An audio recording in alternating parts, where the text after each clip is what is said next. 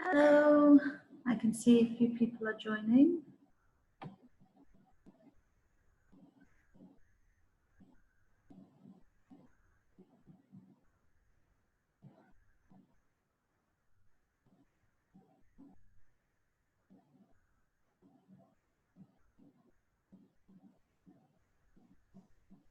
Hello.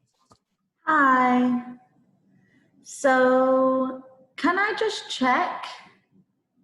Because I just want to make sure. Ratisha. Who's down as Ratisha? Hi. Sorry, I don't know you as a parent in my class.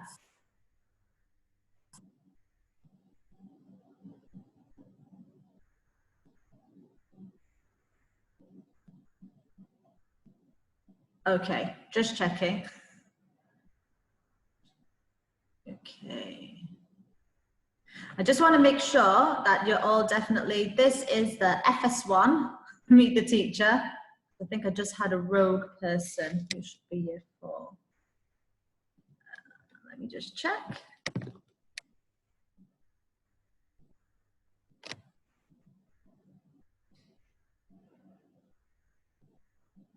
So Yuriko, I can't see Hayden Kim. Sorry, I can't see you. I don't know if you're trying to stay hidden. I just want to check.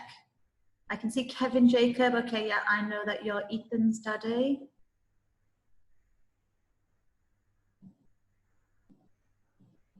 No, sorry, Daniel Chu's daddy. This is FS1 nursery. You need to go to a different one.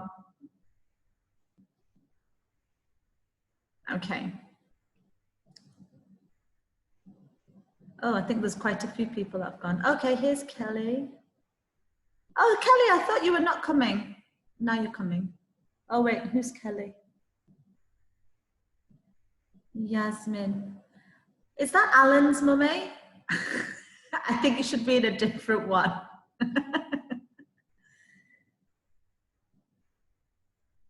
Okay, let me just check. Kelly Lynn.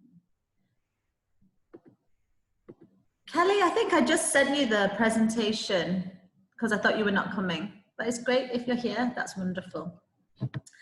Okay, I can't see anybody's face. I'm not quite sure. Can't really interact with you because I can't really see you. But I'll just wait one more minute just to see, because it looks like there's a few people from different classes. And then I will share my presentation and I will begin. Okay. Let me get my presentation up.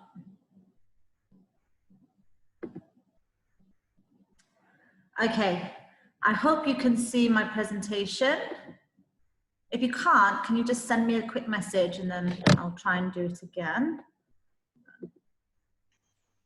Yes, I can. Okay, great. Yay! This is a big interaction. That's wonderful. Okay, I'm glad at least one person can see what I'm doing. Wonderful. Okay, I'll just get started. Of course, this is I'm Miss Johari, and I'm the FS1 teacher for the school. I was with FS1 last year, and the year before that, I was actually with the year 1s. But this is my second year in FS1. The TA in our class is Miss Iris. I mean, you've seen us all in the drop-offs and pickups, but just to formally introduce you, it's Miss Iris. And I'll just go straight into it so that you can meet some other members of the team. I'm sure throughout the school year, you will get a chance to meet all these different teachers when it's parent-teacher meet and things like that. You will get a chance to talk to them or to catch up with them. Of course, we're doing everything long distance now, socially distanced. But I'll just do a quick introduction as to who else is teaching your child, so that when they come home and they tell you, oh, I had music today, or I had PE, I had Mandarin, or I had library, because the kids did go for library today, then you will be able to put a face to a name and you will be able to know who they're talking about. So the specialist teachers that teach your children is Miss Peter. Your children will know her as Miss Peter, and she is actually the head of performing arts in the school. So she teaches them for music, and they have music on a Monday and a Thursday. This is Mr. Mancini, and he's the PE teacher. Again, that's on a Monday and on a Thursday. So on Mondays and Thursdays, if your children can wear their PE clothes, which will be the house colour, and then and their sports shoes, because they'll be doing PE with Mr. Mancini. Ms. Mei Chin is the Mandarin teacher. They had Mandarin today, straight after lunch, and they also have Mandarin on a Thursday straight after lunch. And then they actually have library 3 times a week. And that's Miss Emma, who is the teacher librarian. So for the library, they take their books, they'll take their books on a Wednesday, and then you can have the book for the full week. So a lot of it's really good about the repetition of books. It's not just that you read it one time, it's like, okay, I've read that book now. Children love the repetition of the book. So if you could try and read the library book as many times as you can, I'm sure your child will love it. It will be a book that they've chosen. We don't point them in any direction. It's whatever draws their attention. And if you read the book with them many times and then bring it back on a Tuesday, ready for a changeover on a Wednesday again. So Miss Emma actually does lessons with them where they're actually, it's not just in the library choosing a book and going back. Miss Emma is actually a teacher, and she's doing many literacy kind of lessons with them as well, and giving them a love of books in the library. Okay, so we don't have an art teacher at the moment. So Mr. Tate said that they are busy interviewing, and hopefully we will have an art teacher very soon. So I'm teaching art right now, and it's being done within the classroom. The children are really into painting at the moment, so we're just going with that. They are expressing their interest, and they're saying that they want to paint. So they've been doing a lot of painting, a lot of really interested in about mixing colours, which is all part of the curriculum, exploring about the mixing of colours. I'm just going with their thoughts right now rather than going straight in with any sort of art curriculum, because it's still a very much a settling in period and just getting to know the classroom. So I'm sure you've been seeing lots of art pieces coming home every day, and that's just them getting used to also being very independent in art. So being able to pour the paints and make sure they have their own water, and getting the paintbrush themselves and having their paper, and then making sure as well at the end that they clean up after themselves. So they have to put all of the dirty pots and things into a black box so that the helper can help us clean it, and making sure that their workspace is tidy. So this is all part of what we've been doing in art. So it will work, the art will also work alongside the expressive arts and design part of our curriculum. So it won't just be painting forever, it's lots of arts and crafts, and we'll be doing lots of junk modelling, which is basically at some point I'll be asking you for all your recycling, and we'll be creating and making with all your recycled materials. Okay. So let's see. If you have any questions or need to contact me in any way, this is my email address. You can actually find my email address on the website, just in case you're ever stuck and you go back to it. Absolutely anything, then you can just email me. Obviously, we're not doing face-to-face meetings now with parents, obviously because of the SOPs. But if you do have a question, please do email me, and I'll try and answer it as fast as I can. I can't check my emails during class times, because obviously 3-year-olds keep me very busy and on my toes, but I generally check my emails at about 7 o'clock in the morning, first thing when I come into the school, and then from 3 till 4, I'll be checking emails then as well. So yeah, I'll always try and respond to you within at least 24 hours. So this is our EYFS leader. That's Mrs. Molly Short. She's the head of early years, and she's been with the school, like me, since the very first day when it opened. So this will be our 4th year. If for any reason I can't answer any questions, then this is who I will pass it on to. And that's very much the chain of hierarchy. So if anything, then you just come to me first and I'll try and help you. And if not, then I will pass it on to Mrs. Short, and she'll be able to deal with anything since she's the head of early years. Okay, so she's in charge of the general running of the department. She's responsible for quality assurance, for any development in the curriculum, and making sure that all pupils make progress, all pupil progress. So this is just a short kind of going through about the school day. It does say here that arrival is from 7:45, but I think because we've seemed to have made it a little bit earlier, I think it's a bit unofficial that it starts a bit earlier, because it is still supposed to be 7:45, but I think because the car park has been so full and it's just a lot of cars that need to come in and out of the school, we've made it from 7:30 so that it's not quite so congested.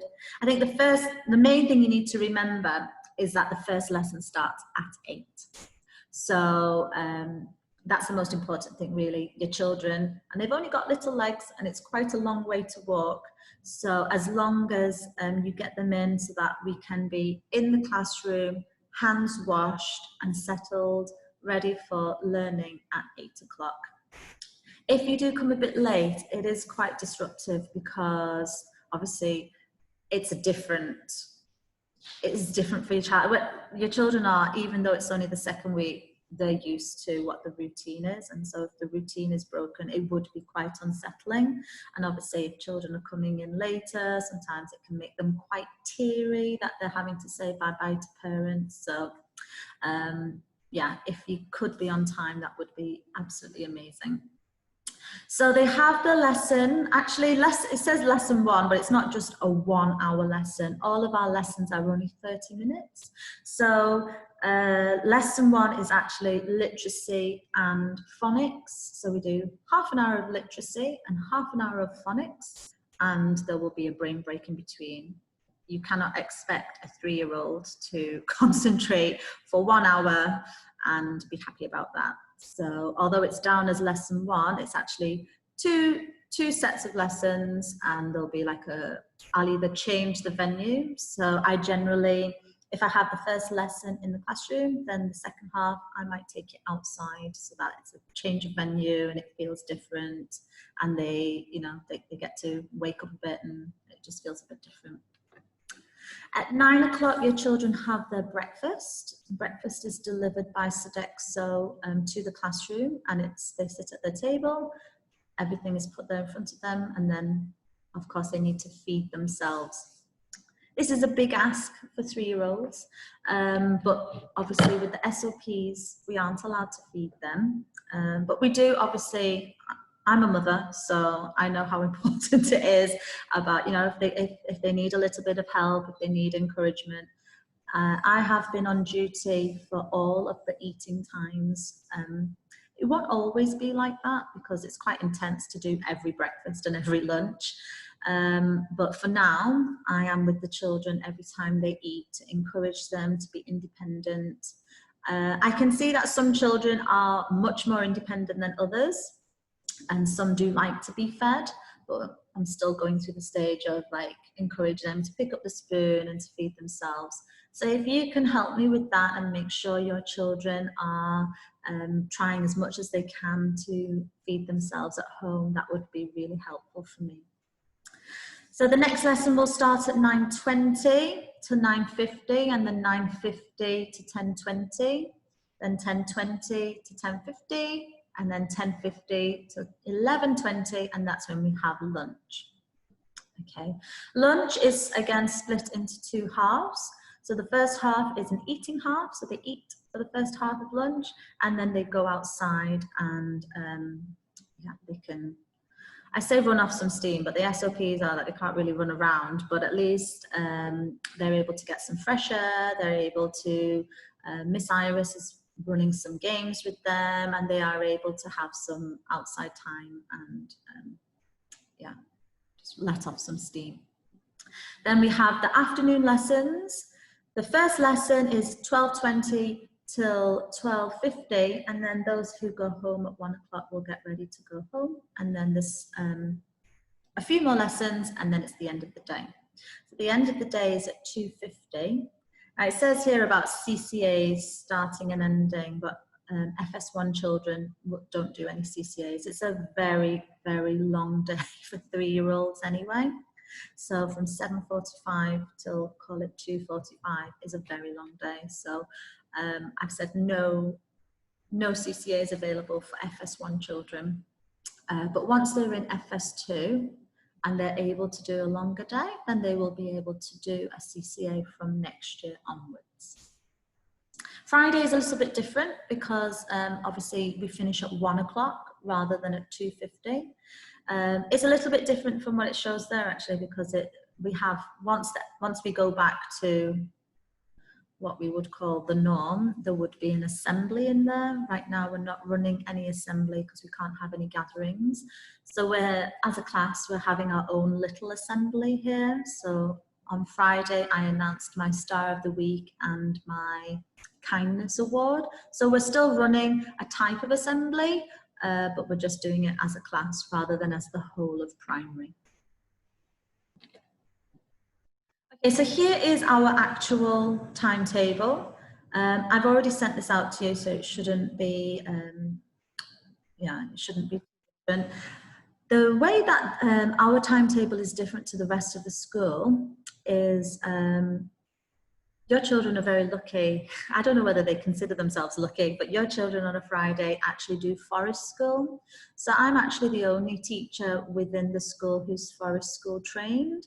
So I actually went to Thailand and I did a 1-week training to actually be a qualified forest school leader. So we don't have very much green space in the school. It's very much an inner city school, but we do have that tiny patch of grass downstairs, and it has got some trees and it has got some grass. And on Friday, the children did go out and down there for their first forest school lesson. I can see that most children are not so keen on being outside. So I'm gradually getting them used to being outside in the mud and the dirt. We went digging for worms. A lot of them were not keen to get their hands in the mud and in the dirt, and they were a little bit worried about getting dirty. I just explained to them, you can't be in Miss Johari's class and stay completely clean for the whole week. So yeah, they're slowly going to get used to being in the outdoors and getting used to yeah, having a look, being within nature. It's a very small part of nature, and hopefully one day the school will have a better resource for that, where they're able to offer more of a green space for the children to do more forest school work.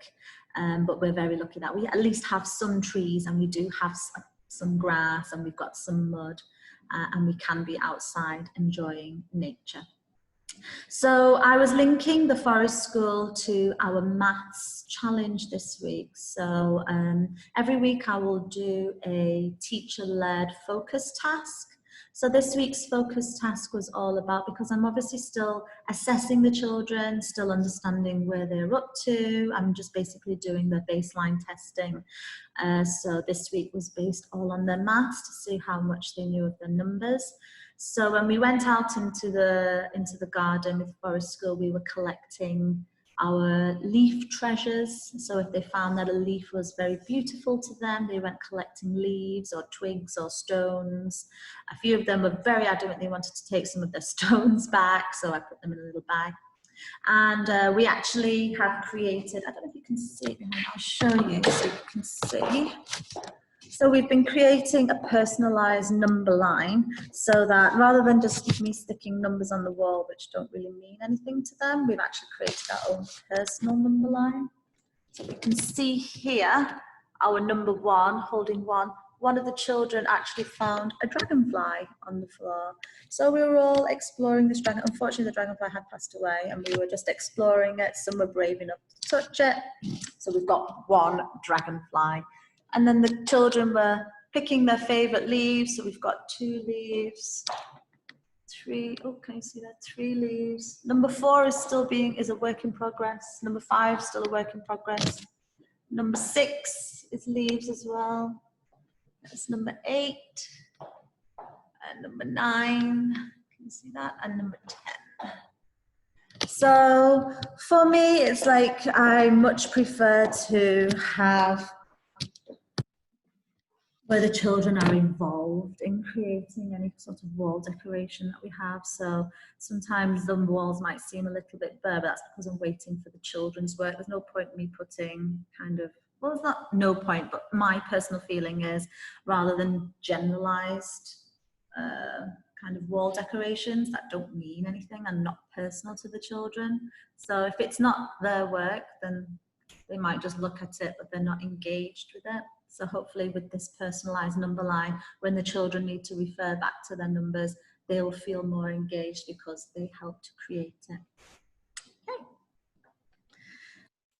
So moving on to the curriculum. I'm sure a lot of you probably already know some of this because if you're choosing a school, a lot of people, obviously the curriculum and the type of curriculum that it is one of the most important factors when they're deciding on a school.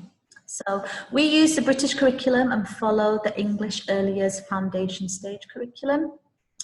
And this is the statutory framework in England, and it's divided into these 4 areas. So the learning and development requirements, so the areas of learning. And then after 2 years of being in early years, there will be the early years learning goals. There's the assessment part, and then there's the safeguarding and welfare requirements. So we actually use a document, it's a very thick document called Development Matters. It's not a statutory guidance, but it's a very good kind of marker that we use. It's full of materials that support teachers like us to check to see how our children are progressing in the foundation stage. So it breaks children down into age categories, and then we can track to see the progress that the children are making in these different areas. So the themes and the principles of the EYFS curriculum. So there's 4 themes. One is a unique child. So it's basically saying every child is a unique child who's constantly learning and can be resilient, capable, confident, and self-assured. So then we have positive relationships, which means that children learn to be strong and independent through these positive relationships. And that's not just with the teachers, that's obviously with each other as well. Enabling environments. Children learn and develop well in enabling environments in which their experiences respond to their individual needs, and there's a strong partnership between practitioners and parents and carers. So that's basically, we are very much hampered in how much of an enabling environment we can create right now because of the SOPs. So if you look at my classroom right now, it's nothing like what the classroom looked like this time last year because of the very strict SOPs. But we are still obviously creating an environment that engages the children. We have to keep them engaged, that they want to learn and they want to play. And it's very important, obviously, that we work together, because there's no point doing something in school and then doing something completely different at home. So very much throughout this whole year, we'll be in constant communication just to make sure that we're doing the same things and we're on the same page so that your child can make the best progress that they can, because we're doing the same things basically. Okay, so all this all ends in learning and development. So children develop and learn in different ways. The framework covers the education and care of all children in early years, including children with special educational needs and disabilities. Okay. So when we look at our curriculum, there are two main categories. We have the prime areas and we have the specific. Your children have started school. This is like the first entry stage. So it's obviously school is a brand new thing to them. So very much I will be focusing a lot of my time on these prime areas. And the prime areas are personal, social and emotional development, communication and language, and physical development.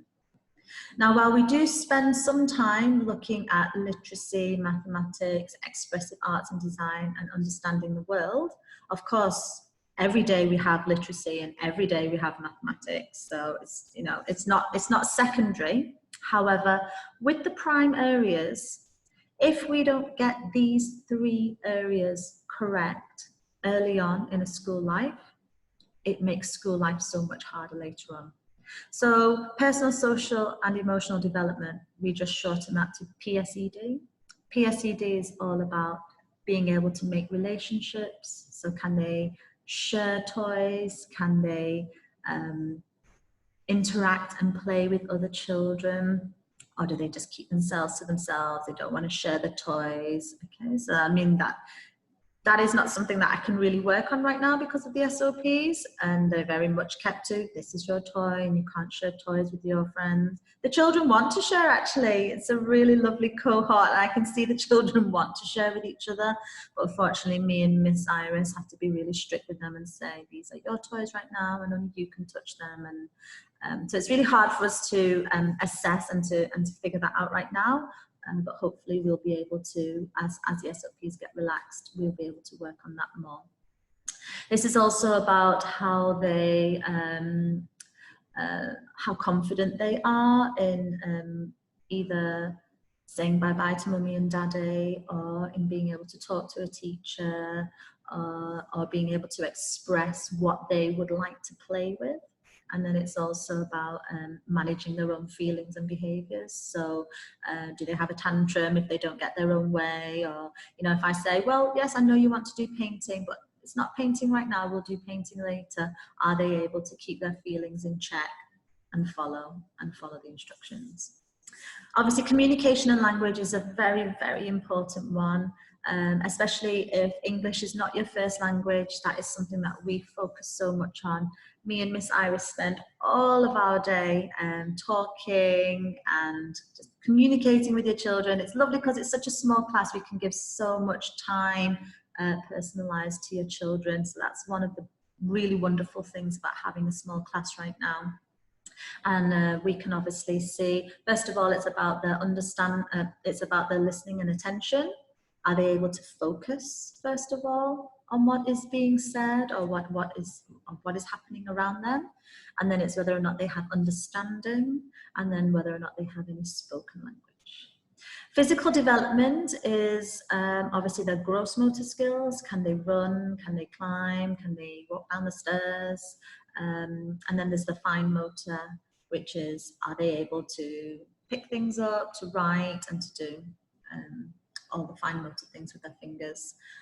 There's absolutely no way your children will be able to write if their fingers are not strong enough to even hold the pencil properly. So although you might think, oh, Play-Doh, spending all this money and my children are playing Play-Doh. Play-Doh is so, so important because it's really making your children's fingers really strong.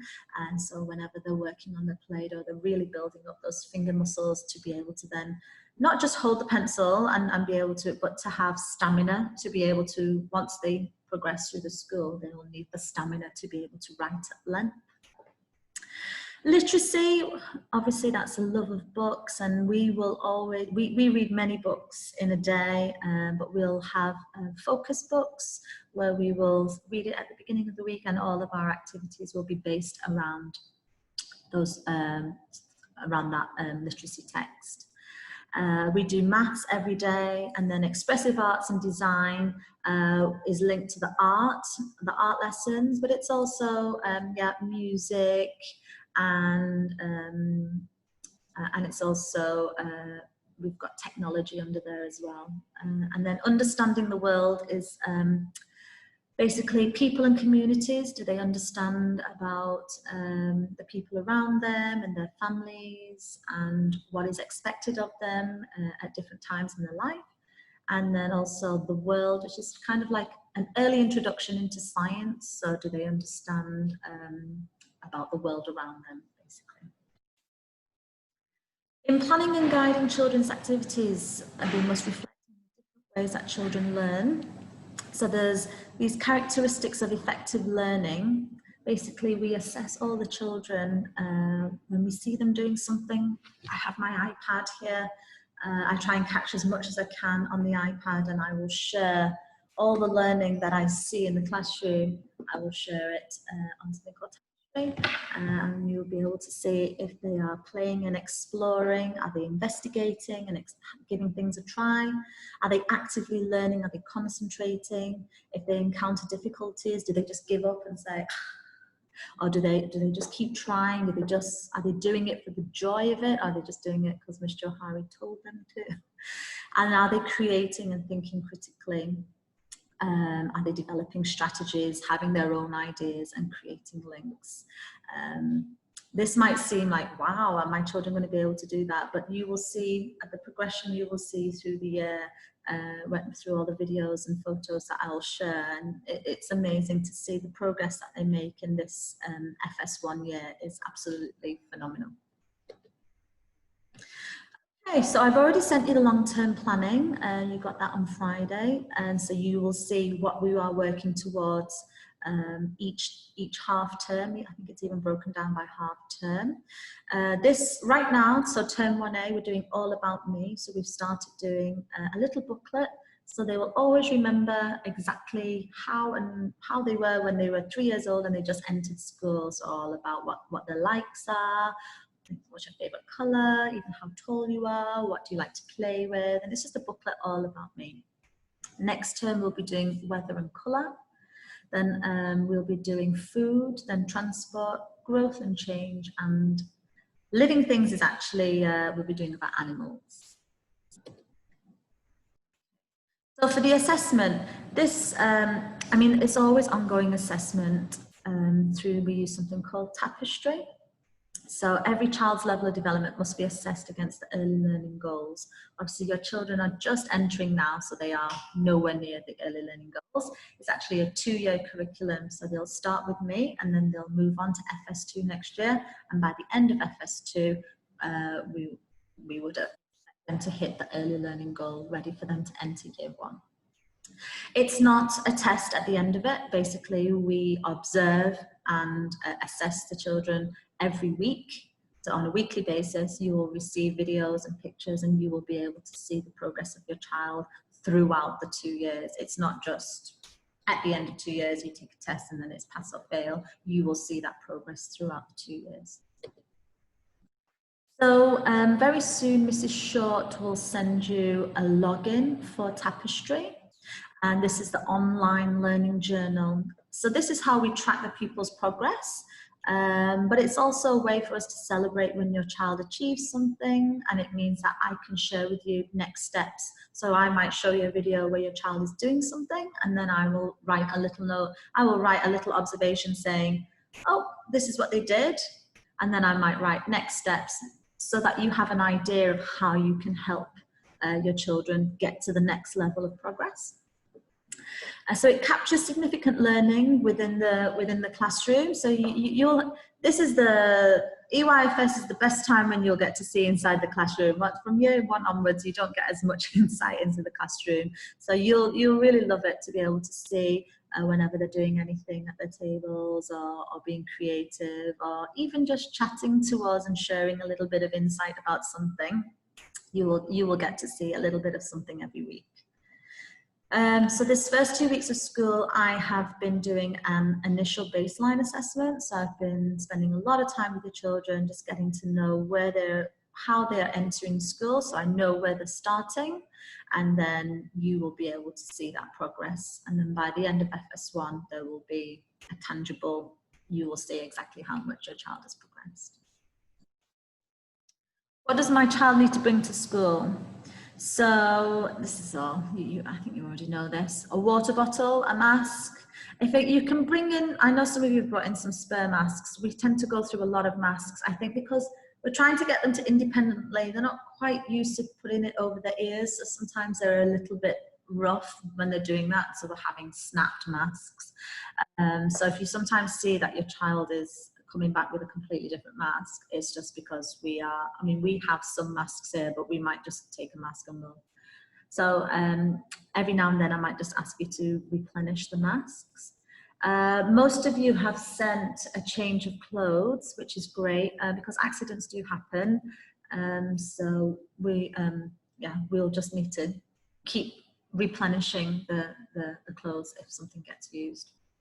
We're saying no school bags at the moment. Actually, the SOP says they're not supposed to have a school bag, but I know some children have brought bags because they've been bringing in clothes and things, but they don't really need a bag now. And when your child has PE, which is a Monday and a Thursday, they obviously need to be in their house colours. The school must meet all standard operating procedures for COVID-19, and these are actually different. So EYFS comes under kindergarten, so it is a different set of SOPs here from primary. So if you have children who are higher up the school, you might say, oh, well, how come it's different?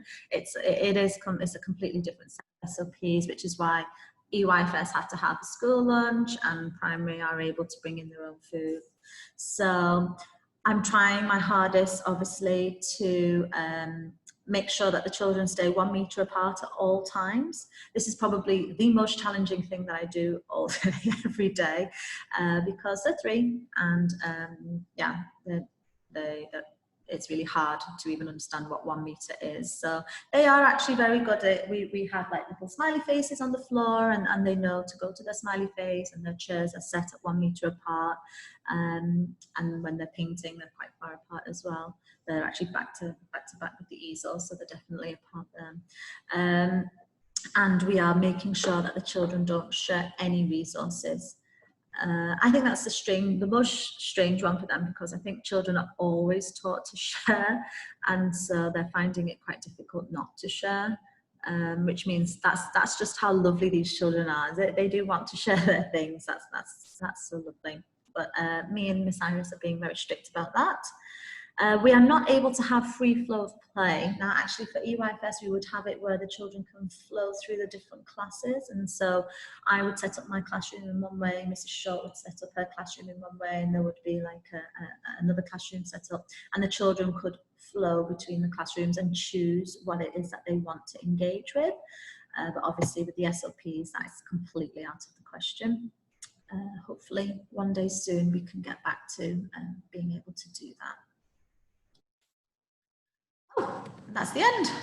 So I know that was a lot of information. I hope I didn't bombard you too much. I can send out this this presentation should you want to refer back in any way. I don't know if I asked if there were any questions for you to email in, but nobody did. So I'm presuming that there's no questions. But if you do have questions, do fire away now. If you have anything you want to ask.